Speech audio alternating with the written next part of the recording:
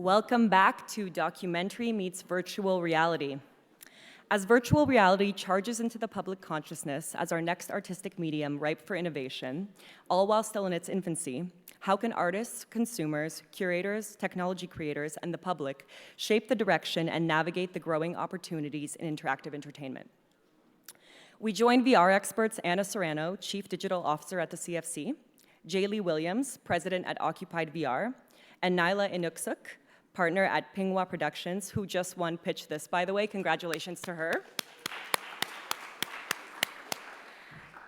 As well as Sebastian Sylwan, CTO and creative partner at Felix and Paul's studio, as they discuss the state of documentary in VR, how they approach their work, and what comes next. The session is moderated by Landon Zackheim. Zackheim is a short film programmer for the Sundance Film Festival, head shorts programmer for the LA Film Festival, and senior programmer for the Philadelphia Film Festival. He served as a director of programming for a site-specific experiential horror festival, and is the co-founder and CEO of a new interactive company called Bottleneck Immersive. Please join me in welcoming them to the stage.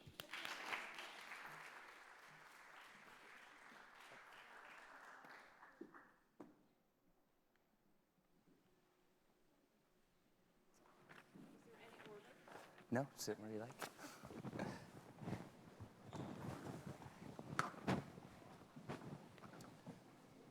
Well, welcome everybody. As Dorota said, I'm Landon Zackheim. I am a film programmer and experiential designer, and I will be moderating our panel. And I would love it if we could start with everybody coming down the line, introducing yourselves, and saying a little bit more about your respective companies. So, Anna? Oh, no, actually, yes. Let's start with you. Hi, I'm Jaylee Williams. My company, I'm one of 5 partners for Occupied VR. We started off as a VR company, but I think we consider ourselves now more of a presence company. We deal with virtual reality, augmented reality, holographic, telecommunications, things like that. And I guess our main focus and things that we love to really work on is just sort of altering people's presence and really working with the new technologies that are coming out. A lot of 360 video, of course, but yeah, a lot of virtual reality too, and basically it. Hello, I'm Sebastian Sylwan. I'm CTO and creative partner at Felix and Paul's Studios, which is a narrative cinematic VR startup in Montreal. Hi, my name is Nyla Innuksuk, and I'm one of the owners of Pinnguaq, and we create film, virtual reality content, video games, and we're based out of Nunavut, Vancouver, and Toronto. And my name is Ana Serrano, and I'm the Chief Digital Officer of the Canadian Film Centre, and we produce virtual reality work. Well, we've been in the interactive storytelling business for quite a long time.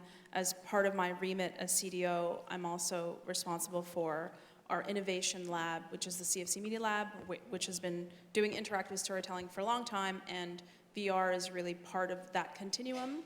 And as such, we have a fairly robust VR strategy that includes productions, labs, and an ecosystem study of the VR community in Canada and California. Excellent. And we have with us a clip from a highlight reel of some of the CFC work. We'd love to show that now, if we could.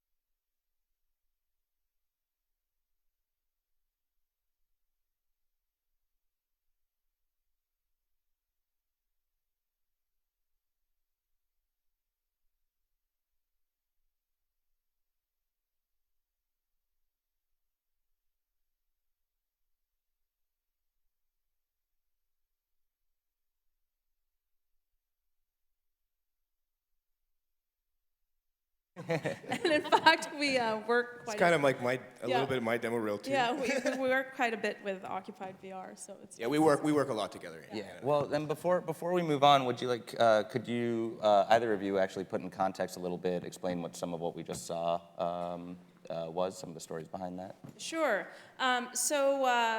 Basically, we work with a number of different agencies. Occupied VR is one. The NFB is another co-producing partner that we have. We'd love to work with Felix and Paul in Pinnguaq and others. And we're really more interested in essentially seeing what the possibilities of the VR medium could be. And so we love to try sort of very difficult ideas and then see whether we can turn them into reality. So some of the things that you saw, for example, was the Body Mind Change Redux teaser, which Jay Lee directed, which took the kind of interactive storytelling extension we did for the David Cronenberg exhibition, which was storytelling with 3D printing as part of the storytelling process. And because that wasn't complex enough, we thought we'd do VR too. So we created a VR teaser as part of that. We also are quite interested in notions of layered videos and how space can represent time in VR. So one of the pieces that you saw, which was the 360, Skate 360, was looking at multiples of people in a single space to connote time. So we try to do different things. Yeah, so one of the best things about working with the CFC is that they allowed us to be creative and really kind of explore the world of VR at an early stage, and so we continue to work with them because, I mean, it's kind of a challenge to find places that you're allowed to do that, especially right now with such a demand. Yeah. And then the last piece, I should just tell you, the last piece that you saw of sort of the Cambodian folks, that's a new piece that is actually currently in production with creator Galen Score out in Edmonton and the Northwest Center with NFB, and it's looking at VR as a conceptual space as opposed to just as a 360 video space.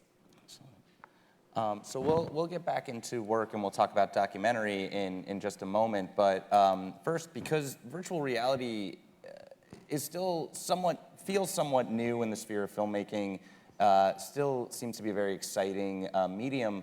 I was very curious how each of you came to transition into virtual reality. And so I would love to hear each of your personal journeys into the space. So we can start with whoever feels bravest. I'll start. So for me, I'm a traditional film. I do a lot of visual effects. Been doing visual effects supervising for over a decade and directing a lot of stuff. I was working actually with Anna on the Cronenberg piece, the retrospective film I got to direct. It was just a great honor that she gave me. And a company that I knew named Globalcore, they called me and they told me that I had to come try. This is the first week the DK one shipped, right? So very early. And they're advanced. I mean, they had created this whole like Paperboy game where like it's all 8-bit, but they had like sensors and everything, like stuff people are still trying to do right now. They had it like go in a week. Globalcore is a really smart company. So I went over there and I was trying some of the stuff, and then I tried the roller coaster, and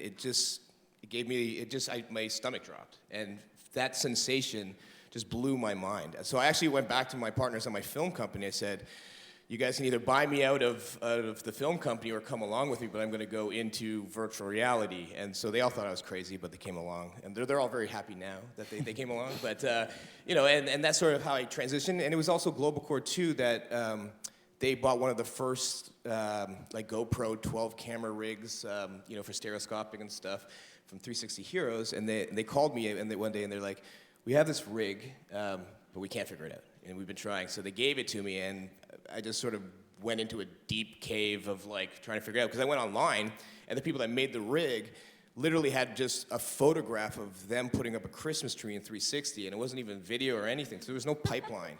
And my visual effects background and understanding that, we sort of developed our own pipeline probably in about 12 to 16 months of like. And I was like sleeping like 3 hours a night. I thought everybody in the world was on this, and we were gonna have to really compete.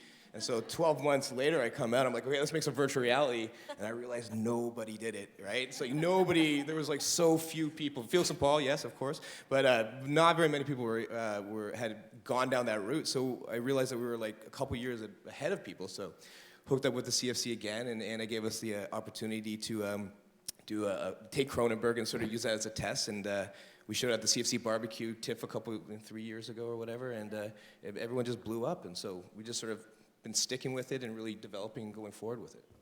Excellent. This is probably going to age me, but my very first paid job actually was in virtual reality. I wanted to get into visual effects, and of course, coming out of school, that in Italy at the time there was no school for visual effects, so I was really just passionate about computer graphics. And in the early 90s, the only job that this post-production house would give me was an architectural job in which we needed to reconstruct a building, or a series of buildings, a development that was about to be built so that the developer could sell them in advance. And so we did a virtual reality reconstruction in the early 90s. And then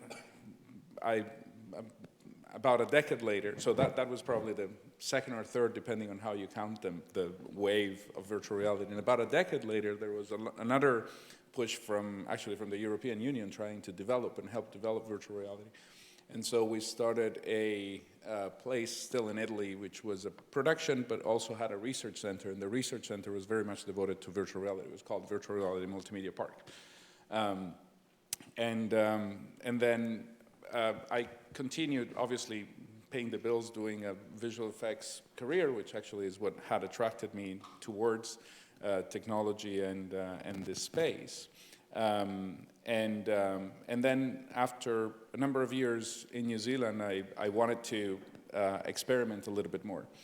And by pure chance, I got introduced by a few friends to Felix and Paul, and saying, I know you're interested in virtual reality, that they're the best people that you can meet, and they need your help. And so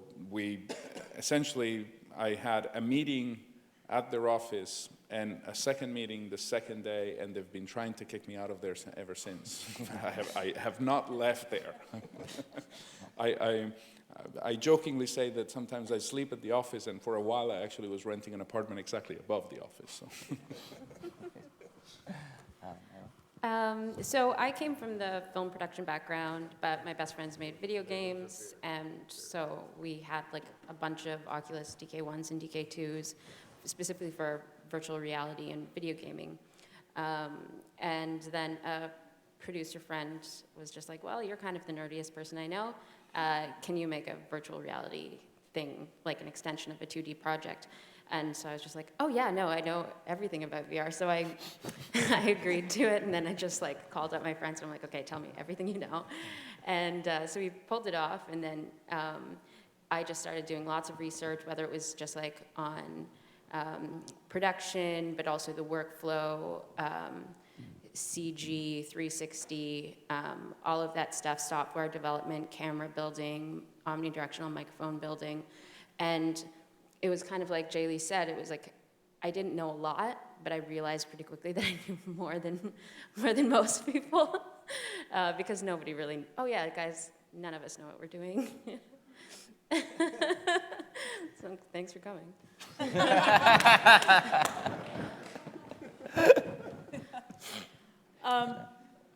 Well, I think, like Sebastian, I've been around the block a few times, around the virtual reality block. And really, I was introduced to this whole space when I was still a consultant, when Boeing had these AR head-mounted displays to help their engineers fix stuff. So a lot of the technology that we see now has been around for quite a long time, and they just keep repeating themselves. The Banff Center was also quite heavily involved in VR and had, one of the first cave systems. Obviously, Christie Digital had a ton of sort of the dome type stuff, so different variations of VR. But it really wasn't until that Kickstarter campaign of Palmer Lucky's did people that I know who've been in the space for a long time really understood that perhaps this was going to be it, and it was going to go the mainstream route that we had all anticipated and basically gave up on. And I have to say that Tuscan demo, even though it's like the worst, you know guys what I'm talking about in the DK one? It's like the worst looking demo ever, but somehow it really, you know, sang to me and made me realize this is definitely the mainstream head-mounted display that we've been looking for. And it was also the moment when I came downstairs and saw my partner, who is also in this VR space or the immersive media space, and my son, who was then 5, playing a hacked up Minecraft on 2 DK1 headsets, that I realized, oh shit, there's definitely something here. Yeah, and to elaborate on that, and anyone can answer this, why do you think that is that virtual reality, as you said, technology has been around for a while. There was an attempt at a boom in the 90s. Why is virtual reality now having its moment, even though there's so many people that seem very unfamiliar with it beyond the vague concept of it? What is it about the timing that has made virtual reality this sudden, impactful, important? Unfortunately, I think the answer in this case is technology, right? Yeah, So it is. when I was doing it in the 90s, I was just mentioning the computer I was using was the size of this chair, more or less, was about $1 million, and then we had big cables that came to a very heavy device on your head, right? So the fact that this now can probably have the same computing power and more, actually, and it's portable, it's in your pocket, and you have battery life, et cetera. That makes all the difference. I remember I met someone at a party, and he was working in VR back in the 80s, 90s, or whatever, and he said, it's not virtual reality if it doesn't make you sick, right? And I think that, you know, even with the DK1, that was making us sick, right? So, and as developers, we literally, I made myself sick, and my whole team did, eight times a day, and we'd have to go to sleep for about 10, 15 minutes to reset our body to feel normal again. And that was with the DK1, so that's like 4 years ago. So the advancements in technology are rapidly happening, and not from the 90s, but actually just from 4 years back, you know? I'm gonna take that excuse because I have 6-month-old twins at home, so I'm gonna sleep at the office for 10 minutes at a time. I'm sleeping right now, actually. But I think of course the technology is like kind of gotten to a point where it's caught up so that we can actually be able to tell meaningful stories in VR. But at this point, it's not totally accessible. So the reason why a lot of people might be hearing about it and it's like really buzzy right now is, but maybe haven't experienced it, is one, it's not that accessible to a lot of people, and secondly, there's not a ton of content, not a ton of good content. Like someone says, like you can buy a Gear VR and then watch all the VR content in the world in like a weekend. Well, I think the curious thing about what's going on with this stage of the VR evolution is the technology is definitely much better, first of all, but also because consumer behavior, while technology was catching up, also has changed dramatically, meaning that we now know that if you do the selling of a new tech right and you put enough marketing dollars behind it, that there's actually a ton of more early adopters out there. I mean, we're really talking about phones right now, right? The way each iteration of the iPhone will command large sales, or perhaps the new tablets or the watches. Because consumer behavior has changed, there was more impetus for the technology companies to want to invest in this. And so what's happened is you've got the largest multinational corporations essentially having invested in VR, so now it's almost too big to fail. And then you couple that with other kind of ecosystems like Hollywood, thinking to themselves, oh shit, we're not gonna wanna miss out on this the same way we may have missed out on gaming. And then rushing like a gold rush to it. So all of a sudden, you've got this almost perfect storm of people wildly wanting to be involved in it because, frankly, of all the money that's involved, which is both goodness but also a terrible thing for experimentation and for the independent artist in a way. So speaking of artists and storytelling, one of the first pieces, one of the early pieces and one of the first I ever tried that felt like a truly immersive documentary experience was the Felix and Paul piece Strangers with Patrick Watson. And so I'm wondering if you could discuss how that came about and how the storytelling aspect of it or the idea of it merged with the technology to create this piece. Right. So I cannot speak from direct experience because I wasn't with the company at the time, but I've heard the story enough times that I can probably retell it, paraphrase it without too much imprecision. So I think that the main thing it was in that case was Felix and Paul had been exploring the space of what it means to feel presence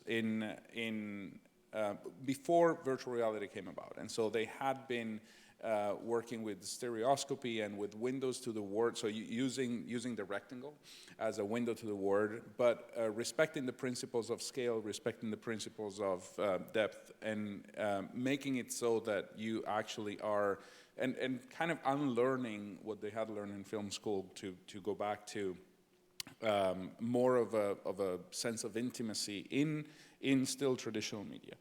And then when VR came about, they actually started, felt obviously a great attraction to the medium. And part of I think the success that the Strangers piece has had is because there is that sense of intimacy that tells a story without wanting to drag you along with the story. And so there was a lot of experimentation and work that actually went into something as simple. That piece is a single shot, so really, but something as simple as where and how to place the camera and what the direction to give to the performer in this case, etc.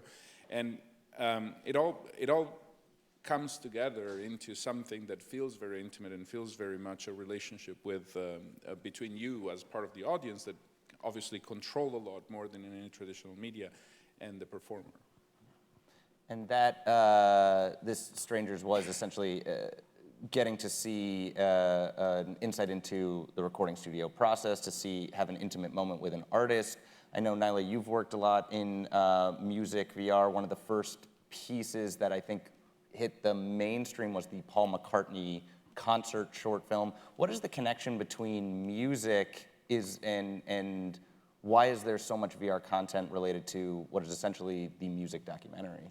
Yeah, well, I think it's like and I mean, I kind of have I've done this myself, made music documentaries or concert pieces, and for the concerts, like, oh, we get to feel like we're on stage with Paul McCartney.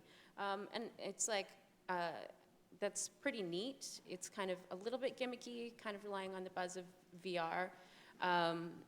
And we've done something recently that's a music piece, and I don't know if you can really, it's kind of like a concert film, I guess, but it's using VR in a more immersive way. So it's kind of a gaze-based sound experience.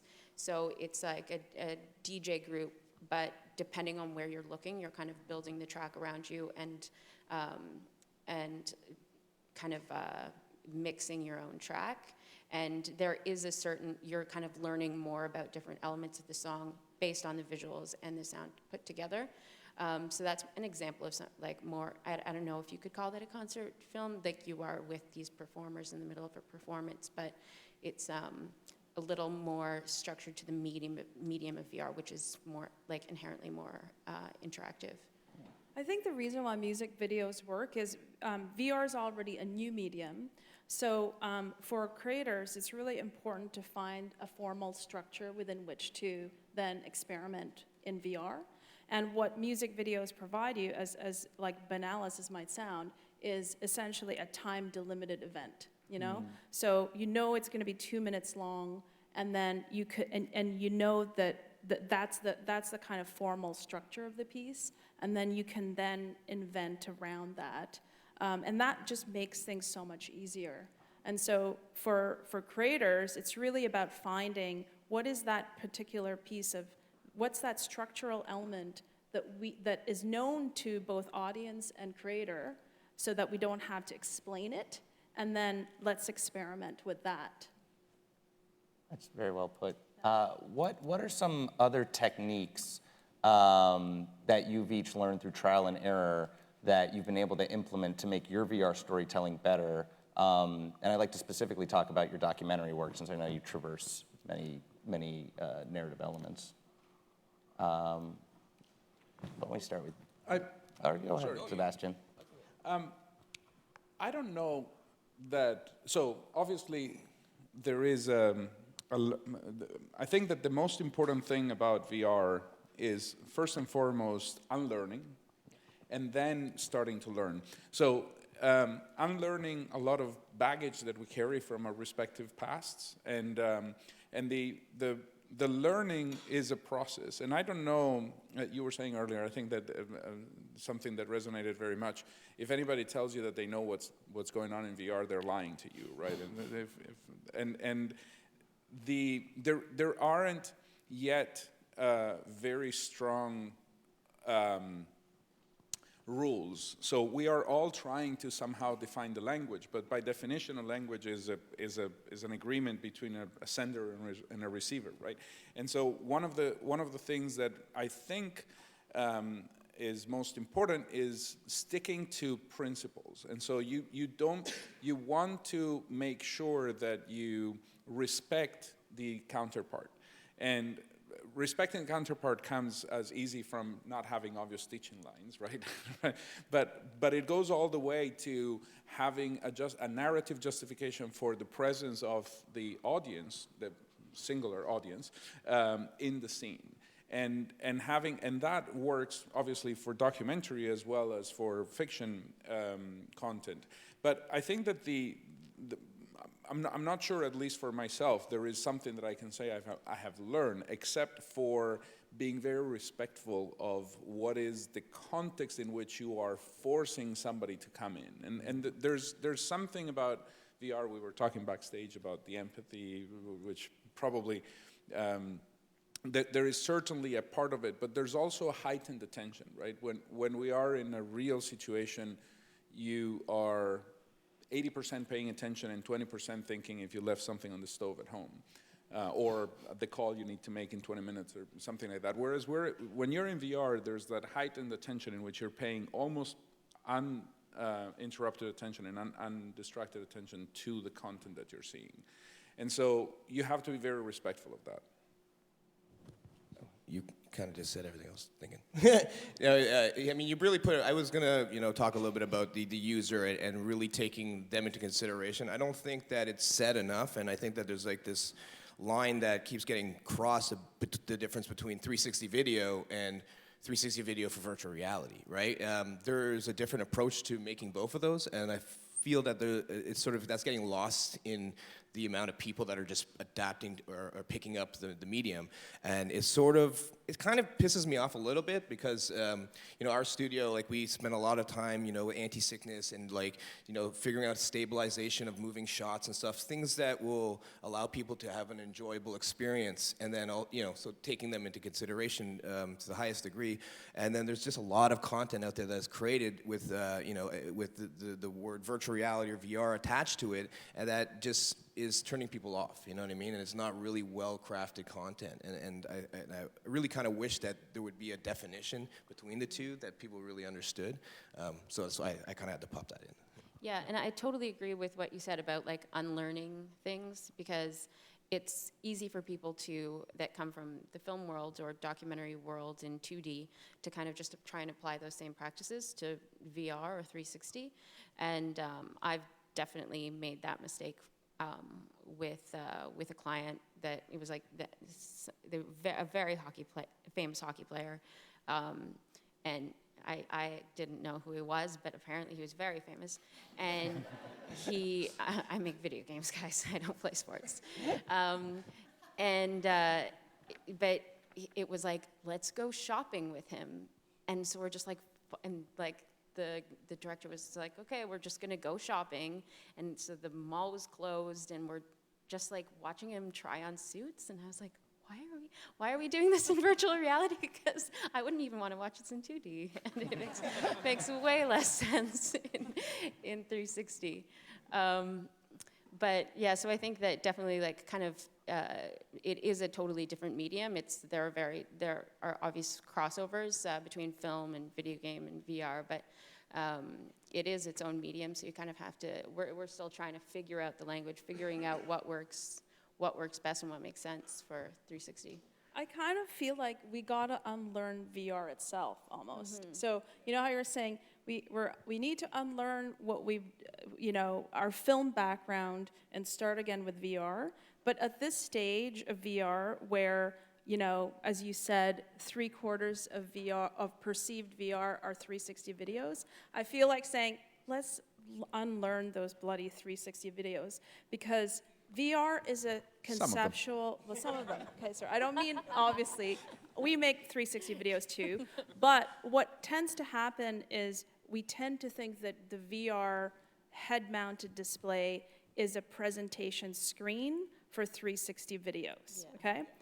That is not what VR is. Like, the VR is essentially a spatial medium in which you could start to experiment with spatialized storytelling, of which 360 video could be a part or an element of other things. So that's a very different thing. And so, because the moment you start to think of VR as a spatial medium, and you think, okay, 360 is potentially a tool I can use for that, then you're more free to play around with notions of scale.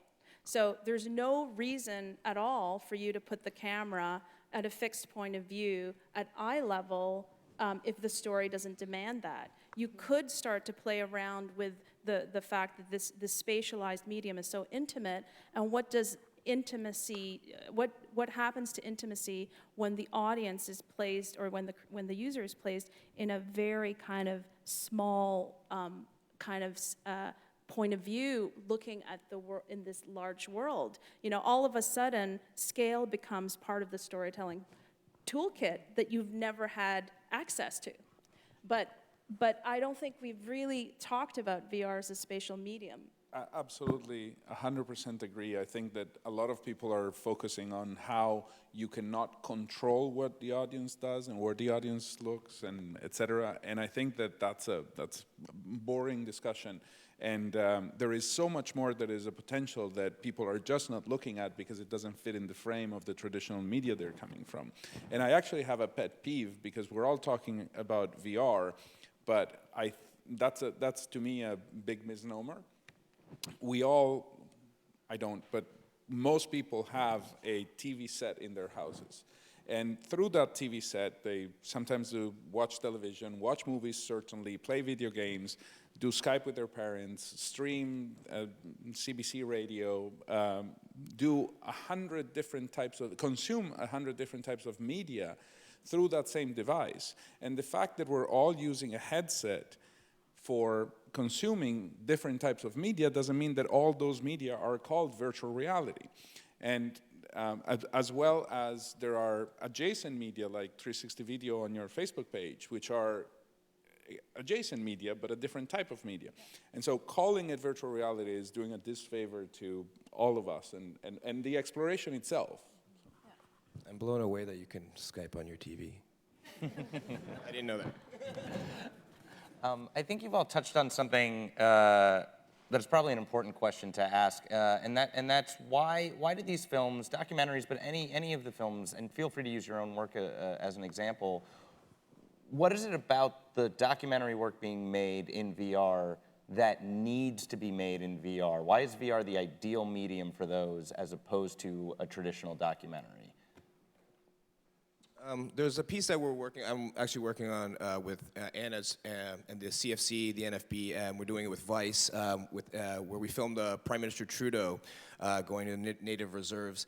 And it's great working with Anna, because she's always sort of pushing, and making us sort of explore new places. And, one of the things that we figured out like a new language is there's this black room where we did interviews, right? And so there's a flat documentary that was done at the same time.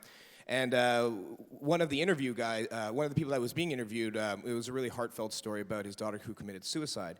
And a lot of people that have watched it, as we've been building it, watched the flat portion of that, and they felt something.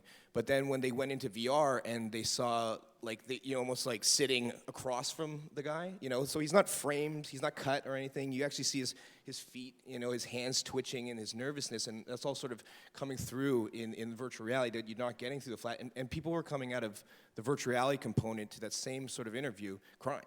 So I think that there is a real reason to put certain things in VR, and some of it we don't know right now, and we're sort of discovering along the way, and it's just these simple things that people do to make them more real, and then when you're in there and you're with someone and they're more real than watching on television through the window, it becomes a memory, and I think that's important, and it's really, I think, going to help the world expand and understand each other. Would anybody else like to expand on the idea of why these films need to be in VR?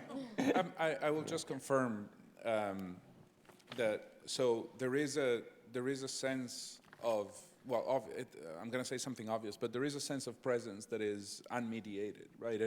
And it really depends on. All of these are tools for storytelling. One of the reasons I wanted to come out of the visual effects industry is because I felt, and I still feel, that you actually have to be part. Every person involved in the filmmaking process should be part of the creative process, and visual effects is somewhat boxed in, especially lately. And so I think that it really depends. Every single tool, from the pencil you use to screenwrite to the device that you strap onto your head, needs to be purposely applied to telling a story, to the story you want to tell.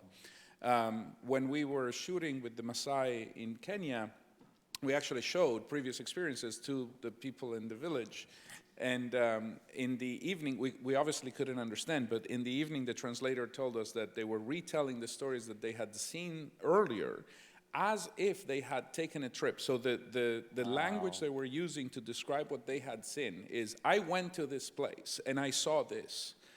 And that is something that obviously is not mediated by any marketing material from Oculus or anything like that, right? Yeah. And so I think that, again, it's unlearning and trying to understand what are the founding principles of the medium and applying those to what your story does best. Yeah. So we know that having people in a darkened room all staring towards the same thing with timing control is excellent for certain things. You can do character development like you cannot do obviously in fiction, but it's applicable obviously to documentary as well. It's much easier to do that. However, eliciting that sense of this is something that I've experienced is much more difficult, and applying the medium to the story again is the... Actually, that makes me think that it's actually the opposite, which is like, why is VR documentary important for reality versus why do we need to make documentaries in VR, okay? And the reason why I'm saying that is because, again, sorry to use my son as my example, my single data point, but we were talking the other day, and he uses like the Vive and the Oculus Rift, etc., even though you're not supposed to give it to children under 13. But anyway, he's my little science experiment. This is videotaped, right? Anyway, and he was saying, oh yeah, I need to play that game, but that, he was talking about some game, and he was playing a tablet. He says, oh yeah, that's a game that I play. But then when he spoke about a similar game that he did in virtual reality, he said, that's a place that I know. And so I said, well, what's the difference between the tablet experience and the virtual reality experience? And he goes, well, that's real and that's not real. So he actually, and it's not because he can't tell the difference between the real world and not the real world, obviously, but because he thinks realness constitutes a sense of having a physical presence, I guess, in something that has a set of rules, physics rules, that are consistent. So I actually think that his conception of what reality is changing as a result of the technologies that he's playing with. And so could be seen as a bad thing, perhaps, right? But in a weird way, it actually is not a terrible thing, because reality is constructed. And reality is constructed physically in our minds, right? My reality is different from yours because my neural pathways are different than yours. But it's also constructed based on my particular cognitive biases, how I grew up, etc. So having a sense that you construct reality may actually be better for the next generation, because then perhaps prejudices will be a lot more explicit as a result of understanding that reality is not truth. You've each, yes. No. I think that's a very important. No, I think that's a very important distinction to make, and it does bring me to my next question, which you've all been touching upon, and some of you have mentioned, and that is this idea of empathy and what it means in virtual reality, also in documentary filmmaking. Empathy is a great tool of the documentarian. It can be used in a lot of socially conscious ways in our relationship as viewers to our subject. VR has very popularly been thought of as, or defined in the media as, empathy machines. I was wondering if you could speak to your thoughts on that definition, either positively or negatively, what it means both as a tool or also as a clarifier. I think that, yeah, like if Chris Milk popularized the empathy engine, the empathy machine, the idea that because you're able to make people feel as if they're in a different place or in a different circumstance, that you can kind of teach empathy for others. I think there's a fine line that has to be considered between, my friend Lisa Jackson mentioned it once, that was really great, empathy and sympathy. Because I think a lot of the time, the people that are making this content, it's easy to go into, like on these Syrian refugee boats and be like, okay, now you feel like you know what it's like to be a Syrian refugee. But the fact is, of course, you're probably sitting in an air-conditioned room in a swivel chair and with like a $6,000 worth of gear around you. And so you don't know what it feels like to be on a boat trying to like save your family. But and so I think that that's something that it's almost like some projects can do it really well, where you can be in a culture and you're getting to experience some beautiful aspects of like cultures that you might not ever get access to, and then others can kind of feel like one of like David Attenborough should be narrating, and like to your left you will see the people in their natural habitat. And, like, so it's like I think that that's just something that when it comes to empathy we have to be kind of just aware of. I mean, I'm not going to really speak to empathy. I'm just going to sort of say that I think it's important that with virtual reality, I mean, we're allowed to create anything now. And as Anna was saying, that her child, he didn't almost determine what is real and what's not based on what he's being shown. So with that, the world could be a really scary place. So I think that it's important that we have creators going after empathy, because there's going to be a lot of people going after other things. I mean, right now I'm creating a documentary, with these guys that shows that has a real sense of empathy. I think when we're trying to bring that to people. And then on the flip side, I'm creating something called Screamosaurus, where it's like if you scream, fire comes out of your mouth, and that's a trigger. And I like them both, at the same. So. In that, I mean, like, kids are growing up to shoot 'em up games and all this sort of action that isn't real, but we can almost make it real for them. So we have to sort of, really take in consideration that they need to learn empathy as well. So I'm not going to speak to empathy. I'm just sort of making a point that I think it's important that we go after it. Yeah, I think that you stole the words out of my mouth with the distinction between empathy and sympathy, right? The empathy machine is a great slogan. It's perfect for starting to popularize the concept and to attract people to it. It's just not the only one. And I think that there is, as you were saying, a lot more. How old is your son? You said 6, 7. I've shown VR to kids as little as 3.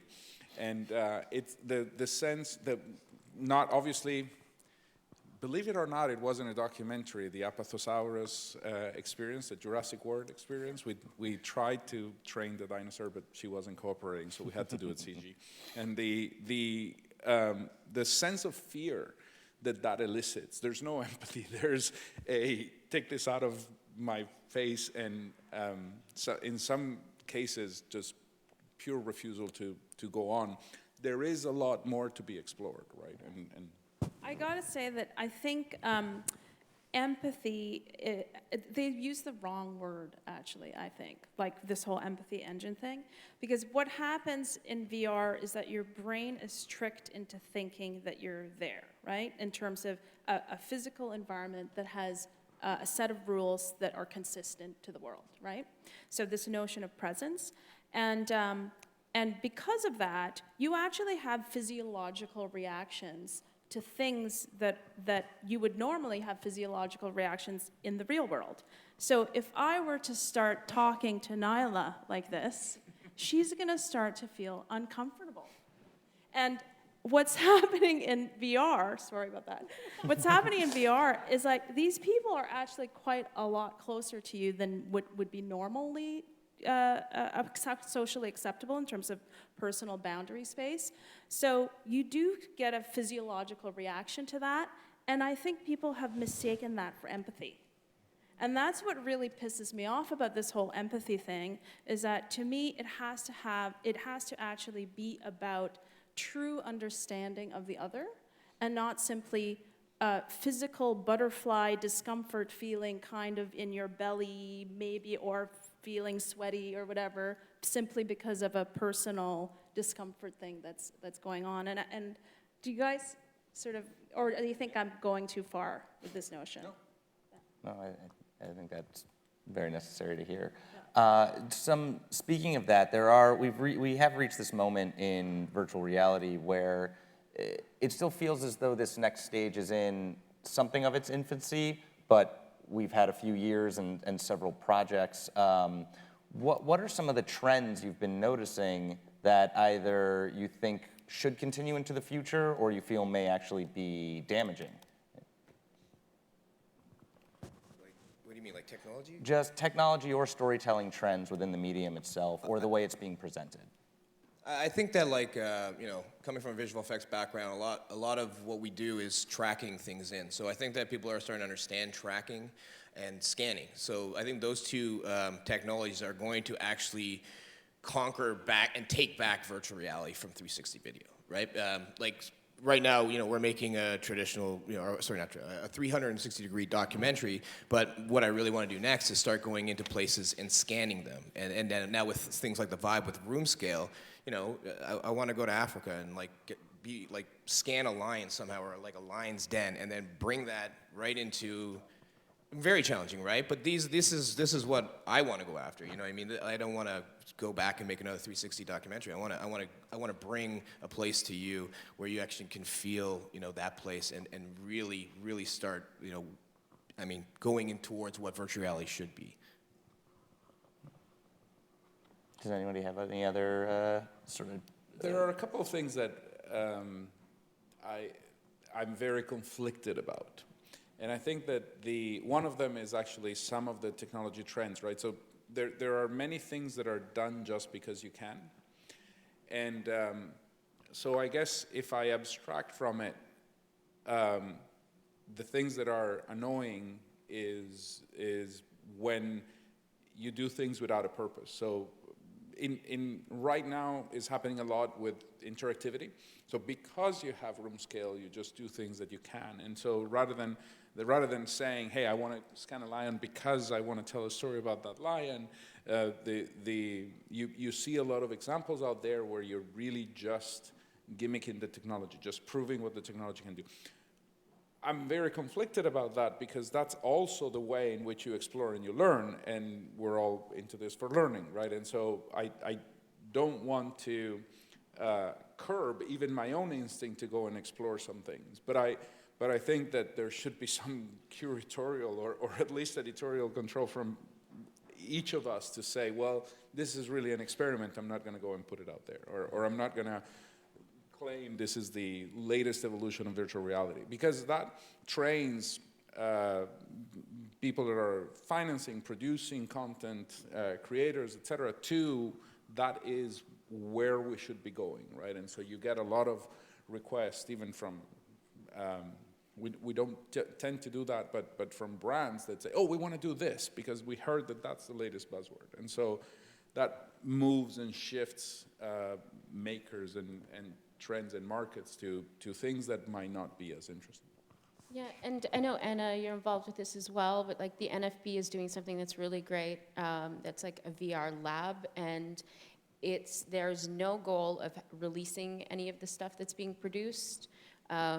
It's just, the goal is to just test things out, make mistakes, learn from them, and like try and push yourself within the medium of documentary and VR. And I think that's really great because there's no real like hard pressure on the filmmakers that are involved. So more things like that I think would be really great. Yeah, the lab is called Open Immersion, and it's it's funded by Ford Foundation, and it's being presented by the NFB and the CFC Media Lab together. So it's launching in October.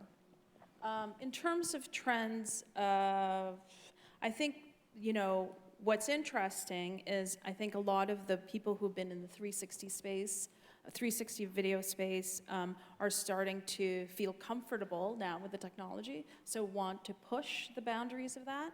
And so I think we're moving towards a hybrid media space, and I think that's really heartening. So this is where you essentially take 360 live action storytelling and somehow marry that with vector graphics or use gaming engines to add to the experience. And it's really about being able to provide more context for the stories that you're trying to tell using these other tools. So I'm seeing a lot more of that. And in fact, one of the first pieces that I saw of that was a long time, 2 years ago by Interspace VR, and it was a documentary on the DMZ, demilitarized zone between North and South Korea.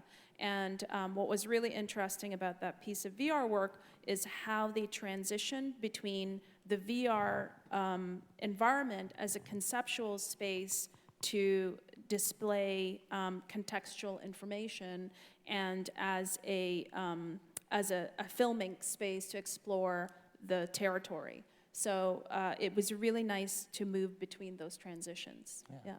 And another great example would be the Guardian's 16 by 9, I forget now if it's 6 by 9, where again, you're exploring this space, and yet by the introduction of the typographic phrases, it becomes more than just a pure 360. Yeah, and that seems a very interesting piece, because not only is it about the presence and trying to capture that feeling of isolation, it's about a piece about solitary confinement, but you also are learning facts about it, so it does have a message. It is trying to impact social change. Yeah.